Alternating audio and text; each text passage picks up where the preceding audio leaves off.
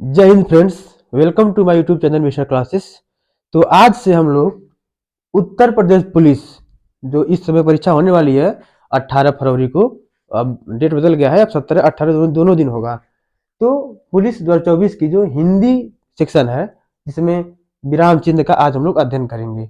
और इसी तरह हम लोग रोज हिंदी का एक एक टॉपिक वाइज जो एक एक उसका सिलेबस है उसमें एक एक टॉपिक वाइज हम लोग रोज अध्ययन करते रहेंगे। तो आज हम सबसे पहले देखने वाले हैं विराम चिन्ह को, ठीक, जो कि बहुत इंपॉर्टेंट है। और पुलिस में या हर एग्जाम में एक दो क्वेश्चन तो कंफर्म ही आता है, ठीक। तो विराम चिन्ह क्या होता है? जैसे विराम का अर्थ होता है कि ठहराव, मतलब कि रुकावट। जैसे कि हम बाइक चलाते हैं तो ब्रेकर रास्ते में पड़ते हैं, तो ब्रेकर किस लिए होते हैं? कि अपने बाइक को स्लो करने के लिए। तो उसी तरह विराम चिन्ह क्या होता है कि जब भी हम कुछ बात अपने बोलते हैं, अपने वाणी के माध्यम से अपने विचारों को दूसरे के सामने व्यक्त करते हैं, तो किस तरह से कहाँ रुकना है, कहाँ तेज बोलना है, कहाँ धीरे बोलना है, उसके लिए विराम चिन्ह उपयोगी होता है, ठीक। तो विराम का मतलब क्या होता है? ठहराव। ठहराव मतलब रुकना, ठीक। तो एक हिंदी के गुरु हैं कामता प्रसाद। इन्होंने विराम चिन्हों को अंग्रेजी से आया हुआ मानते हैं। किससे? अंग्रेजी से। अंग्रेजी एक भाषा है, ठीक, हिंदी भी एक भाषा है। तो अंग्रेजी से आए हुए सभी विराम चिन्हों को उन्होंने हिंदी में प्रयोग किया है, लेकिन एक को छोड़कर। किसको? पूर्ण विराम को छोड़कर, ठीक। तो पूर्ण विराम को छोड़कर बाकी सब विराम चिन्ह अंग्रेजी से आए हुए हैं। कामता प्रसाद गुरु के अनुसार विराम चिन्हों की संख्या कितना होती है? 20। ये 20 क्या है? विराम चिन्ह है। तो इन कामता प्रसाद गुरु के अनुसार सभी विराम चिन्ह अंग्रेजी भाषा से आए हुए हैं। इन्होंने विराम चिन्हों की संख्या 20 मानी है, और इन 20 में जो विराम चिन्ह है हम सब साइड में लिख लिए हैं। पूर्ण विराम, अल्प विराम, अर्ध विराम, प्रश्न चिन्ह, विस्मयादिबोधक, उद्धरण, अवतरण, योजक, निदेशक, कोष्टक, हंसपद, लाघव, लोप, तारक, योग, तिर्यक, तुल्यता, गोली, समाप्त सूचक, विवरण, उपविराम, ठीक। तो आइए इस क्रम में हम सबसे पहले देखते हैं पूर्ण विराम को। तो पूर्ण विराम का मतलब क्या होता है? कि जहां पूरा रुकना होता है। पूरा मतलब जैसे हम कोई वाक्य बोलते हैं कि आज मोहन सुबह स्कूल गया, फिर पूर्ण विराम। उसने 9 बजे प्रार्थना में भाग लिया। मतलब कि हम पूरा रुकते हैं। जैसे मोहन जाता है, मोहन जाता है, इस तरह का, ठीक। यह है पूर्ण विराम। वाक्य के अंत में 3 चिन्ह लगते हैं, एक पूर्ण विराम, एक प्रश्नवाचक चिन्ह और एक विस्मयादिबोधक। तो इन दो को छोड़कर जो वाक्य के अंत में प्रयोग होगा उसको हम पूर्ण विराम कहेंगे। पूर्ण विराम मतलब होता है कि पूरा रुकना। मोहन जाता है, ठीक। अब आते हैं हम दूसरे पे, अल्प विराम। अल्प विराम को हम इंग्लिश में कामा कहते हैं। जैसे हम कोई वाक्य बोलते हैं, जैसे हम 5 फ्रेंड मोहन, सोहन, श्याम, राम कहीं जा रहे थे, जिसको हम कैसे लिखेंगे कि लिखने में, देखने में और बोलने में उसकी सुंदरता हो, सजावट हो। जैसे हम 5 मित्र संदीप, कुलदीप, मोहन, इसी तरह 5 लोग को। तो इस तरह लिखने में दिक्कत लग रहा है, ठीक नहीं लग रहा है, इसको हम लिख देंगे कि संदीप, फिर कामा, फिर कुलदीप, फिर कामा, फिर मोहन, फिर कामा, फिर 2 है, बाकी वाक्य पूरा कर लेंगे। तो इस तरह से हिंदी में लिखावट को एक अच्छी संरचना मिलती है और देखने में अच्छा लगता है, और पढ़ने में हम रुक रुक कर पढ़ते हैं कि जो श्रोता को आसानी से समझ में आ जाए। जैसे हम पढ़ेंगे हम 5 मित्र संदीप, श्रोता समझ जाएगा, फिर कुलदीप, फिर मोहन, इस तरह से कि रुक रुक के पढ़ेंगे जिससे कि समझने से सुनने वालों को आसानी हो, ठीक। फिर आते हैं अर्ध विराम। अर्ध विराम क्या होता है? अर्ध विराम, अर्ध विराम का प्रयोग हम वहां करते हैं जहां पूर्ण विराम की अपेक्षा कम समय अल्प विराम की अपेक्षा अधिक समय का रुकाव होता है। पूर्ण पूर्ण विराम और अल्प विराम, इसके बीच में होगा अर्ध विराम। इसका प्रयोग वाक्य के अंत में करते हैं। इसका प्रयोग वाक्य के बीच में एक एक अक्षर एक एक नाम में कामा के रूप में करते हैं, इस तरह से करते हैं। इसका इस तरह करते हैं, लेकिन इसका प्रयोग कैसे करेंगे हम? एक बिंदी और एक कामा, इस तरह से कर देंगे। यानी इससे ज्यादा समय लगेगा इसको रुकने में और इससे कम, यानी दोनों के बीच का स्थिति है। जैसे हम लिखते हैं, कोई आपकी योग्यता पूछेगा तब क्या कहेंगे कि एमए बीए बीएड वगैरह किए होंगे, तो बीए किए करे होंगे तो बी ए, ठीक। फिर आगे आपकी डिग्री अगर बीएड होगी तो कैसे लिखेंगे? बी एड, इस तरह तो लिखेंगे नहीं। इसको सुंदर, अब इस तरह कोई समझेगा कि बीए बीएड एक ही हो गया, तो इस तरह से हम एक यहाँ लगाते हैं और यहाँ लगाते हैं, ये इस यहाँ पर प्रयोग होता है। ये है अर्ध विराम, यानी पूर्ण विराम की अपेक्षा कम, अल्प विराम की अपेक्षा अधिक रुकना पड़ता है। फिर आगे हम लिख देंगे अपनी अगली degree, M A, M A, फिर एमएड किए होंगे, फिर इसे लगाएंगे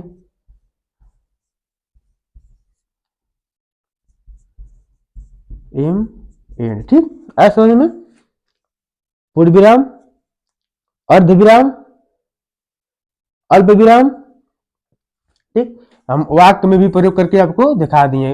अगर कहीं वाक्य में आएगा, जिसमें एक प्रश्न और भी आता है कि अशुद्धि छांटने के लिए कौन सा वाक्य शुद्ध है, कौन सा वाक्य अशुद्ध है, तो वहां ये बहुत कीमती, बहुत मतलब इंपॉर्टेंट होता है वाक्य को पहचानने के लिए, ठीक। अब आते हैं प्रश्न चिन्ह। प्रश्न चिन्ह क्या होता है? जैसे कि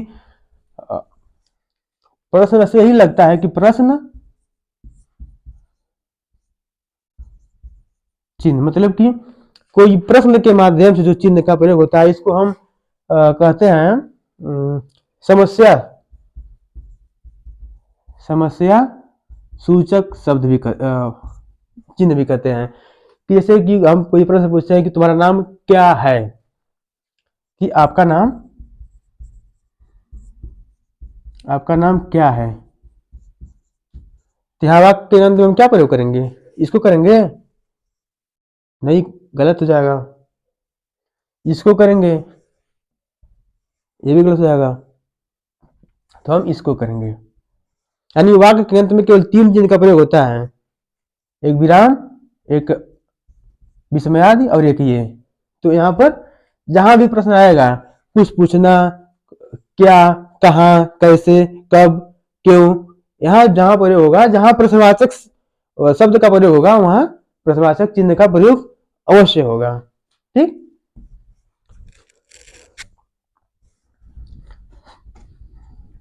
फिर हम आते हैं अगले पर, उद्धरण या अवतरण चिन्ह। उद्धरण तो पूर्ण विराम, अल्प विराम, अर्ध विराम, प्रश्न चिन्ह हो गया। अब विस्मयादि बोधक। विस्मयादि बोधक क्या होता है? जैसे विस्मय, विस्मय क्या होता है? आश्चर्य, दुख, मतलब विस्मय मतलब कि कम समय में दुख, हर्ष, हर्ष मतलब कि खुशी, शोक इत्यादि वाक्य का जब प्रयोग होगा तो वहां विस्मय का चिन्ह का प्रयोग करते हैं।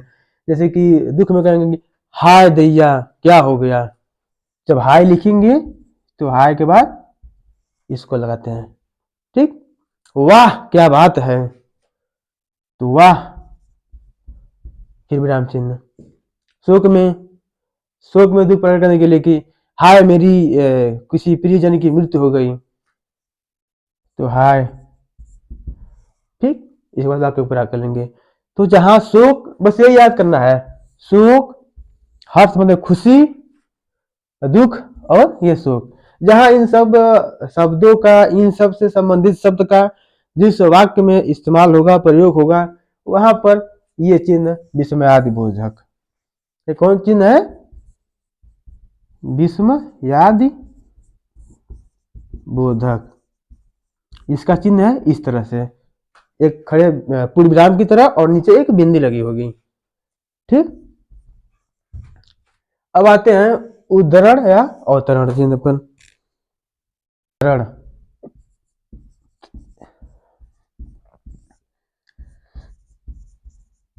अवतरण। उद्धरण का मतलब होता है कि किसी शब्द को उधार लेना, मतलब जैसे कि हम कहते हैं कि हमारे हिंदी में सबसे बड़ा महाकाव्य महाभारत की रचयिता महर्षि वेद व्यास है। तो अगर इसको हम वाक्य में लिखते हैं जैसे कि हिंदी का सबसे बड़ा महाकाव्य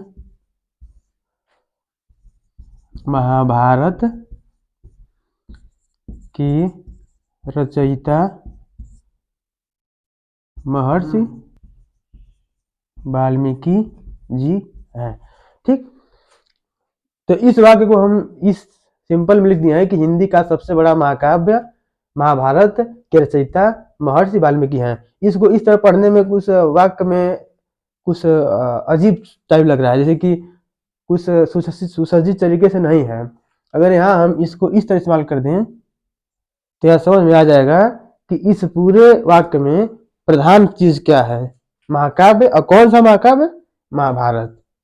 यानी पूरे वाक्य में जब किसी विशेष शब्द को दर्शाया जाता है जिस जो प्रमुख होता है, उसके लिए हम उद्धरण चिन्ह का प्रयोग करते हैं, इस तरह का चिन्ह।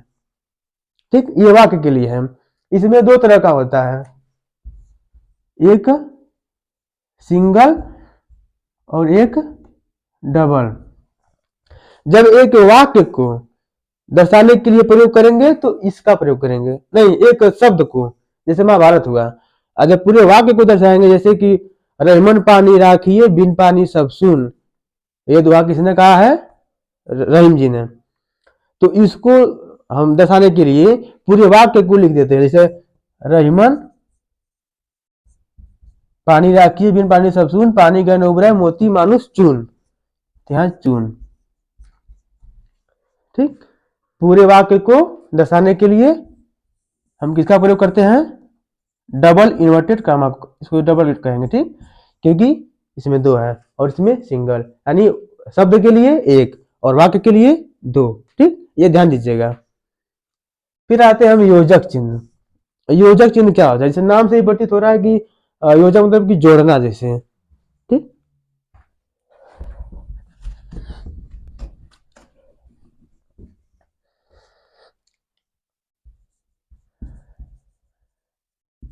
योजक का चिन्ह होता है गणित में माइनस के चिन्ह की तरह। ठीक, मतलब क्या होता है? घटाना। लेकिन इसका मतलब घटाना नहीं होता है, इसका मतलब योजक होता है जो दो शब्दों को जोड़ने के लिए, जैसे माता पिता, माता पिता। योजक चिन्ह को हम समासिक चिन्ह भी कहते हैं। क्या कहते हैं? समासिक चिन्ह। यह एग्जाम में पूछ सकता है कि किस चिन्ह को समासिक चिन्ह कहते हैं, तो योजक को। यह पूछ सकता है कि किस चिन्ह का प्रयोग समास में होता है। ठीक, तो समास में इसी का होता है। किस समास में होता है? द्वंद्व समास में होता है ना, माता पिता, भाई बहन, अमीर गरीब। ठीक, इस तरह का प्रयोग को, इसको हम योजक चिन्ह कहेंगे।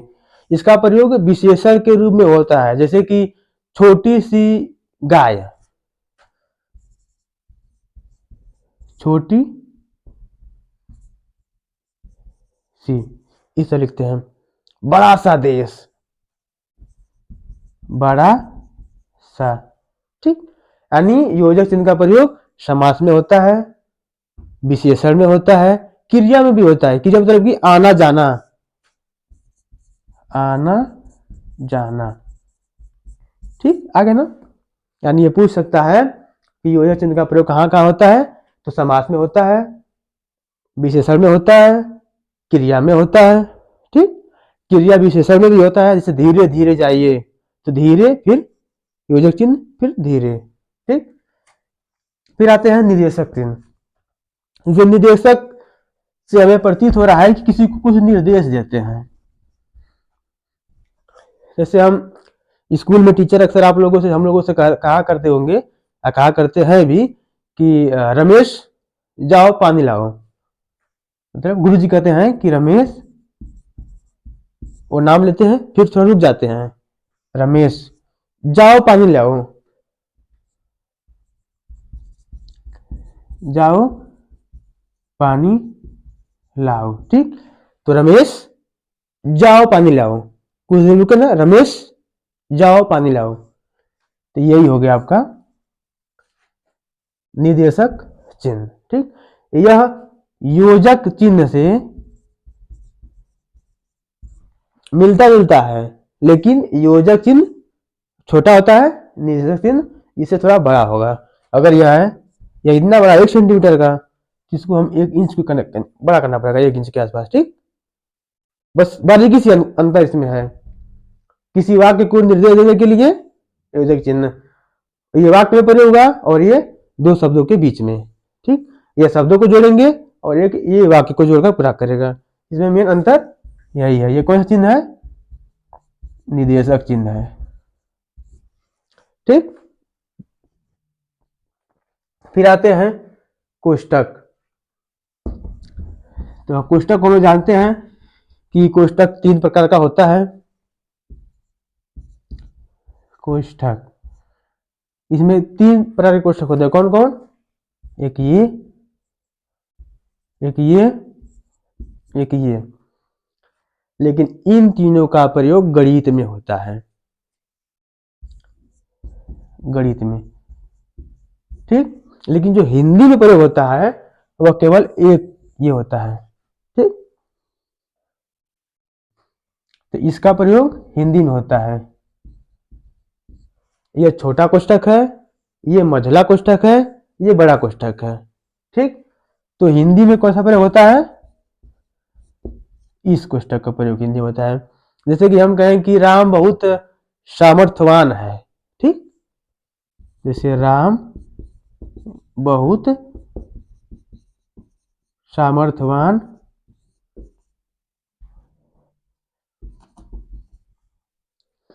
अभी इसको हम छोड़े कुछ लिखेंगे यहाँ पर। राम बहुत सामर्थ्यवान है। तो भाषा का मतलब होता है कि हम किसी भाषा को सहज से सहज तरीके से किसी को समझा सकें, जो आसानी से समझ में आ जाए। तो राम बहुत सामर्थ्यवान है। बहुत लोग नहीं समझ पाएंगे सामर्थ्यवान क्या होता है, तो यही कोष्टक में लिख देगा शक्तिशाली। ठीक, यानी किसी भी वाक्य में किसी विशेष शब्द को आसान बनाने के लिए हम इस कोष्टक का प्रयोग करते हैं।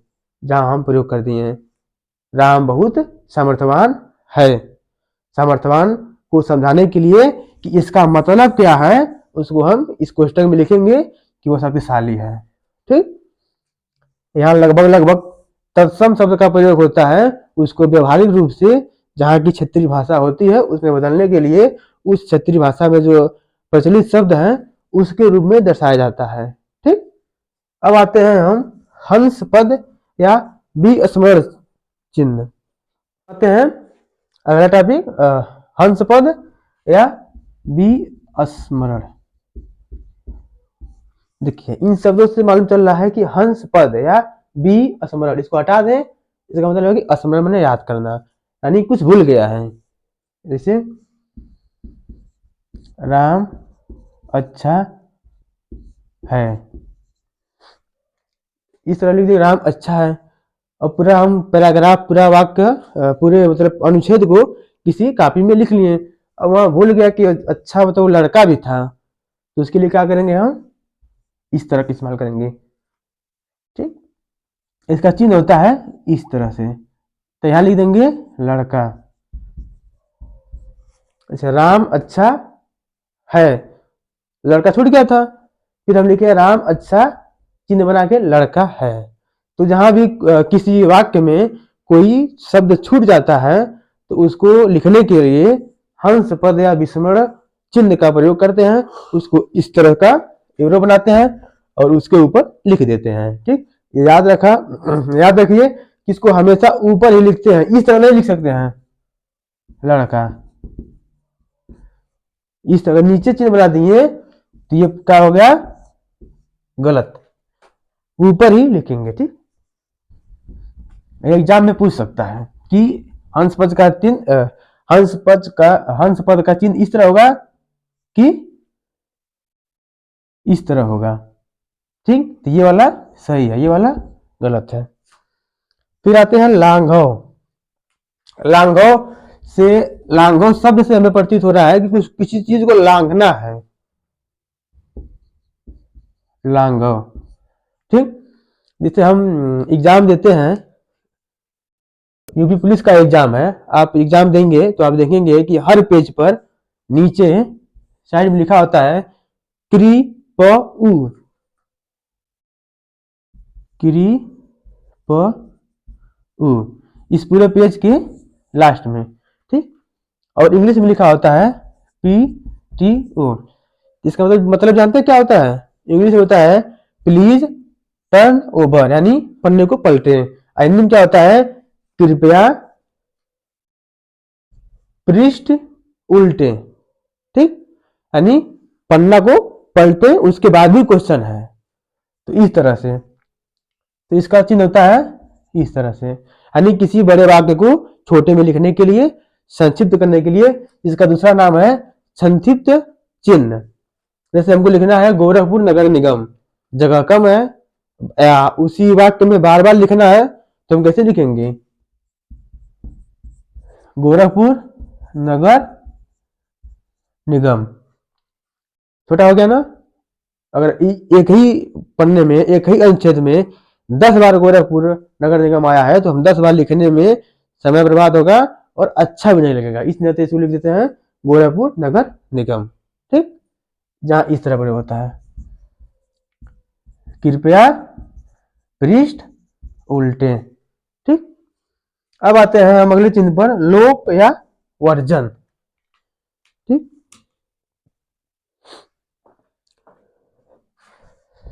लोप क्या होता है? जैसे लोप से संबंध होता है, लोप मतलब कुछ लोप हो जाने से, कुछ हट जाना से संबंधित है लोप। इसका प्रयोग कहाँ करते हैं? जैसे हम आपसे कहें कि उत्तर प्रदेश पुलिस का एग्जाम आ गया है, फिर कुछ देर रुक जाएं, फिर कहें करेंगे या मरेंगे। ठीक, आप लोग भी कर सकते हैं, जैसे परीक्षा नजदीक आ गई है, आ गई है, इस तरह का चिन्ह। अब करेंगे या मरेंगे, आप भी कहते होंगे कि परीक्षा 18 तारीख को है, मुश्किल से 20 दिन बचा हुआ है, तो हम तैयारी करेंगे या मरेंगे, यानी करेंगे मरेंगे मतलब है कि हम जी तोड़ से मेहनत करेंगे। तो इसमें हम कुछ शब्द नहीं कहते हैं, उसको अपने मन में ही रोक लेते हैं और लास्ट में बोल देते हैं करेंगे या मरेंगे। जैसे परीक्षा नजदीक आ गई है, फिर कुछ सोचेंगे तो हम नहीं बोलते हैं, फिर बोल देते हैं लास्ट में करेंगे या मरेंगे। तो इस चीज को क्या कहते हैं हम? लोप, यानी किसी बात को लोप कर देना, मतलब कि गुप्त कर देना, मतलब छिपा देना। ठीक, फिर आते हैं हम तारक चिन्ह। तारक चिन्ह क्या होता है? जैसे आप लोग पढ़ेंगे जीके जीएस में तारक प्रश्न। ठीक, तो तारक इस तरह से स्टार की तरह, जैसे आप लोग लिखते होंगे अपने नोटबुक में टॉपिक वाइज, इस तरह से, इस तरह से, इस तरह, इसी को तारक चिन्ह कहते हैं। ठीक, फिर आता है योग। योग या पाद चिन्ह। ठीक, जिसको हम प्लस से डिनोट करते हैं, यानी जोड़ने के संदर्भ में। ठीक, फिर आता है तिर्यक चिन्ह।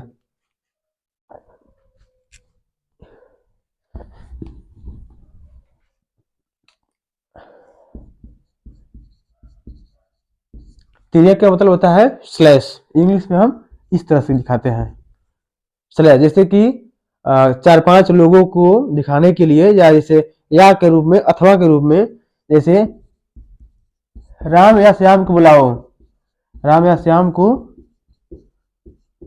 बुलाओ, ठीक। राम या श्याम, दो में से किसी को बुला सकते हैं, बुलाना केवल एक ही को है, तो इस तरह का प्रयोग करते हैं, ठीक। यह है तिर्यक शब्द, राम या श्याम को, ठीक। फिर आता है तुल्यता सूचक। तुल्यता का मतलब क्या होता है कि किसी दो शब्दों में तुलना करना, ठीक। तुल्यता सूचक चिन्ह, इसको इस तरह से डिनोट करते हैं, किससे? बराबर से। मतलब क्या होता है, इसे क बराबर अ, फिर लिख दे म बराबर श, तो हम लिख दे कम क्या होगा, तो कम का मतलब क्या होगा, तो क का है अ, म का है स, इसका मतलब होगा कि अस, यानी तुलना करना है, बस, ज्यादा कुछ दिक्कत नहीं है।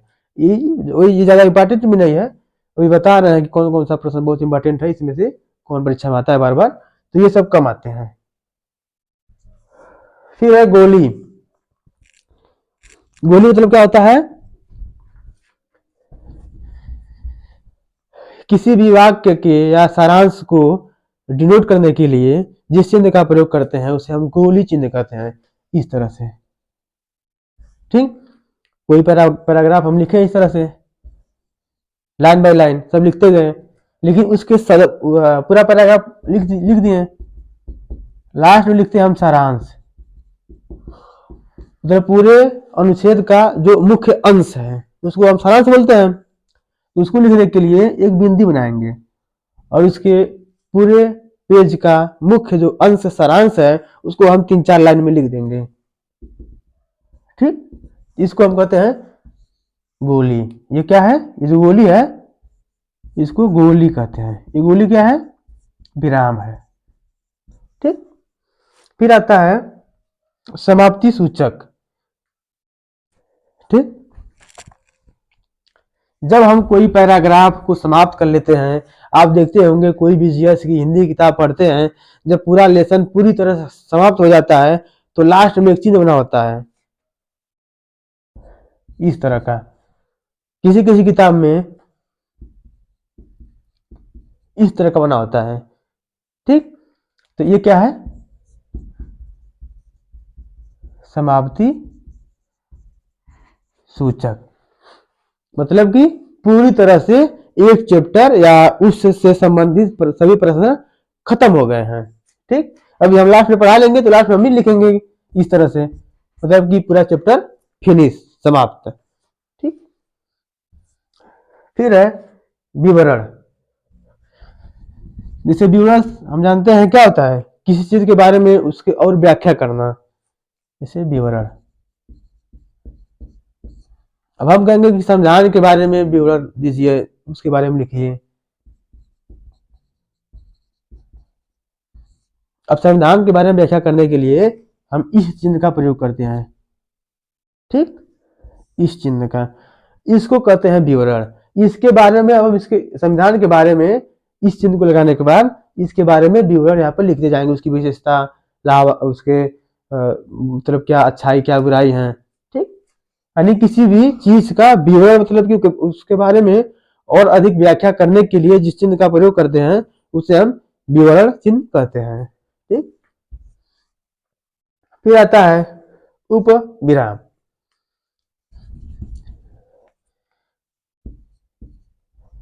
उप विराम, ठीक। विराम में 4 कैटेगरी हैं, पूर्ण विराम, अल्प विराम, अर्ध विराम और एक उप विराम। इसका चिन्ह इस तरह से होता है, ठीक। इसका प्रयोग कहाँ करेंगे, जैसे हम कहेंगे कि डॉक्टर भीमराव अम्बेडकर साहब ने कहा कि मूल संविधान संविधान की आत्मा है, ठीक। उनका भाव समझिए क्या करना चाहते हैं। जैसे बी आर ने कहा मूल संविधान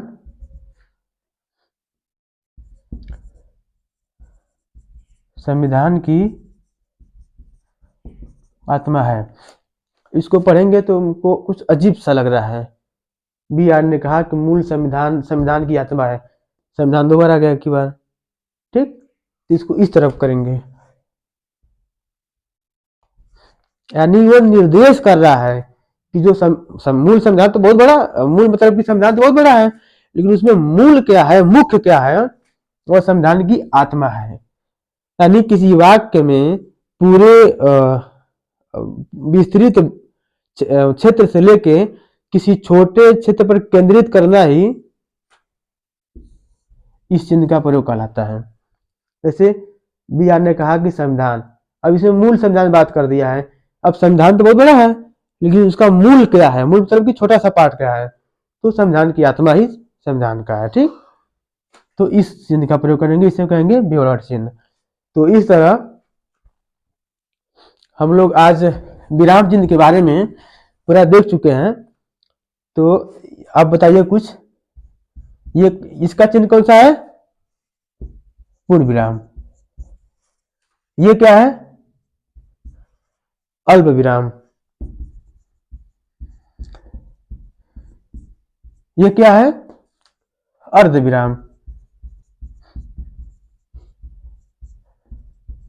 ये क्या है, अल्प विराम नहीं, उप विराम, उप विराम। यहाँ पर कंफ्यूजन बहुत ज्यादा होता है कि कौन चिन्ह किसका है। तो खड़ी पाई पूर्ण विराम, इन्वर्टेड कामा अल्प विराम, एक बिंदी एक कामा अर्ध विराम, और 2 बिंदी उप विराम, ठीक। आप लोग समझ गए, ये कंफ्यूजन है, बाकी सब समझा दिए हैं। तो आशा करते हैं कि ये वीडियो आपको समझ में आई होगी। कृपया आप लाइक शेयर सब्सक्राइब करते रहें, और इसी तरह मैं कल भी एक टॉपिक लाऊंगा और आप लोग देखते रहें। और आशा करता हूं कि इससे बाहर विराम चिन्ह के बारे में किसी परीक्षा में नहीं आएगा। आप लोग इसको देख सकते हैं कि कामता प्रसाद गुरु के अनुसार विराम चिन्ह की संख्या 20 होती है, जो इंग्लिश से लिया हुआ माना जाता है। इसमें विराम चिन्ह इंग्लिश में प्रयोग नहीं होता है, ठीक। तो इसी तरह हम वीडियो को समाप्त करते हैं। जय हिंद फ्रेंड्स।